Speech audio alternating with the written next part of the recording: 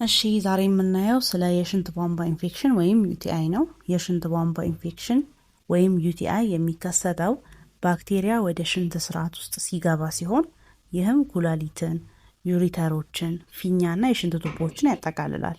ወንዶችም ሆኑ ሴቶች ሊያጋጥማቸው ይችላል። ነገር ግን በሴቶች ላይ በጣም የተለመዱ ናቸው። ይህም በዋነኝነት በአናቶሚካል ልዩነቶች ምክንያት የመጣ ነው። ለምሳሌ የሴቶች የሽንት ቱቦ አጭር ርዝመት ነው ያለው። ይህም ባክቴሪያዎች ወደ ፊኛ እንዲደርሱ ቀላል ያደርገዋል ማለት ነው። እሺ ከዚህ በመቀጠል ደግሞ በሴቶች ላይ የሽንት ቧንቧ ኢንፌክሽን ምልክቶች ምን ምንድን ናቸው የሚሉትን እናያለን። እነዚህ ምልክቶች ጠንካራ የማያቋርጥ የሽንት መምጣት ስሜት፣ በሽንት ጊዜ የሚያቃጥል ስሜት፣ አነስተኛ መጠን ያለው ሽንት፣ ዳመናማ ጨለማ ወይም ጠንካራ ሽታ ያለው ሽንት፣ በዳሌ መሀልና በአጥንት አካባቢ የዳሌ ህመም ናቸው። ይሄ ኢንፌክሽን ደግሞ ወደ ኩላሊት ከተዛመተ እንደሚከተሉት ያሉ ከባድ ምልክቶችን ሊያስከትል ይችላል። አንደኛው ኃይለኛ የጀርባና የጎን ህመም፣ ሁለተኛ ከፍተኛ ትኩሳት፣ ሶስተኛ መንቀጥቀጥና ብርድ ብርድ ማለት፣ አራተኛ የማቅለሽለሽና የማስታወክ ስሜት።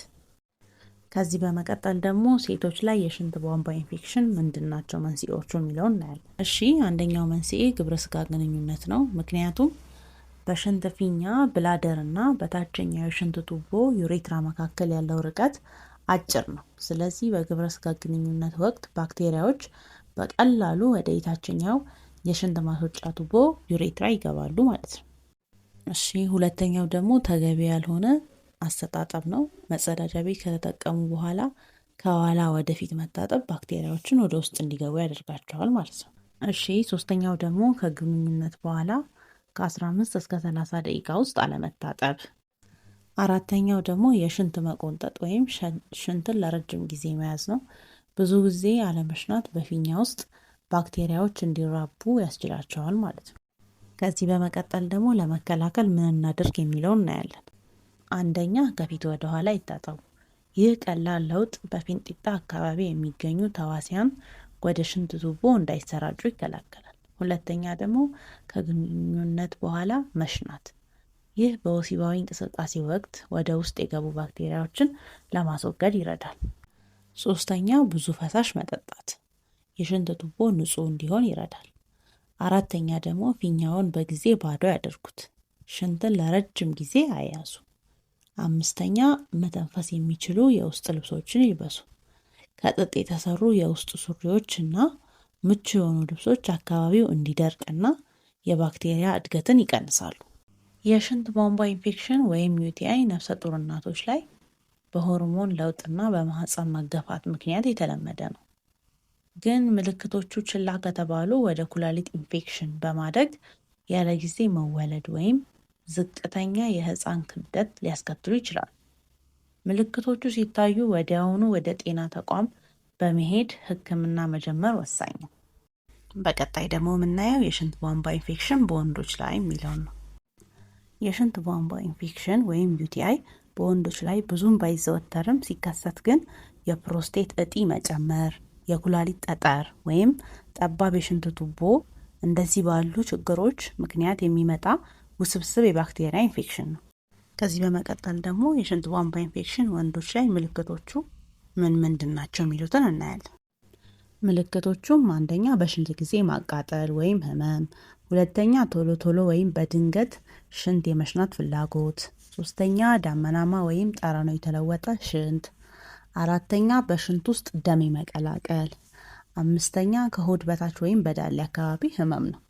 ነገር ግን ኢንፌክሽኑ ወደ ኩላሊት ከተዛመተ ከፍተኛ ትኩሳት፣ ብርድ ብርድ ማለት እና የወገብ ህመምን ያስከትላል። መንስኤዎቹንና ለአደጋ የሚያጋልጡ ነገሮችን ደግሞ እናያለን። እሺ አንደኛው የሰርሻ ኮላይ ባክቴሪያ ነው። በምግብ መፈጨት ስርዓት ውስጥ የሚገኘው ይህ ባክቴሪያ ወደ ሽንት ቱቦ ውስጥ ሲገባ ኢንፌክሽን ይፈጥራል ማለት ነው። ሁለተኛው ደግሞ የፕሮስቴት ችግር ነው። ፕሮስቴት እጢ ማደግ ሽንት ሙሉ በሙሉ እንዳይወጣ በማድረግ ባክቴሪያዎች እንዲከማቹ ያደርጋል ማለት ነው። እሺ ሶስተኛው ደግሞ የሽንት ቱቦ ጠባብነት ነው። በቀድሞ ቀዶ ጥገና ወይም በጉዳት ምክንያት የሽንት ቱቦ መጥበብ ማለት ነው። አራተኛው ደግሞ የስኳር በሽታ ነው። የበሽታ መከላከል አቅማችንን በማዳከም ለኢንፌክሽን ያጋልጠናል ማለት ነው። እና አምስተኛውና የመጨረሻው ደግሞ የሽንት መስኛ ቱቦ ወይም ካቴተር መጠቀም። በሆስፒታል ወይም በሕክምና ምክንያት ቱቦ መጠቀም ለባክቴሪያ መግቢያ ምቹ ሁኔታን ይፈጥራል ማለት ነው። ከዚህ በመቀጠል ደግሞ ሕክምናና መከላከያ መንገዶቹ ምንድናቸው የሚሉትን እናያለን።